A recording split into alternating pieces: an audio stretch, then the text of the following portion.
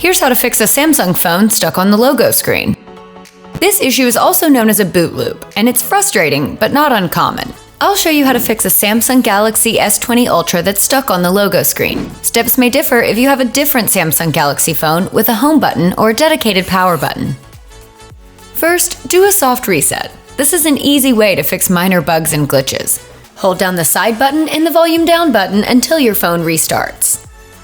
If your phone has a removable battery, try taking the battery out, waiting a minute, then putting it back in. The goal here is for your phone to power cycle completely, which could get things back to normal.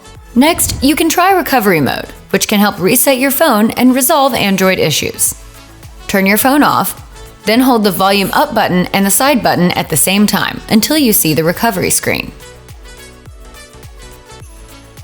Once you're on the recovery screen, use the volume buttons to navigate to the reboot option, then press the power button to select it.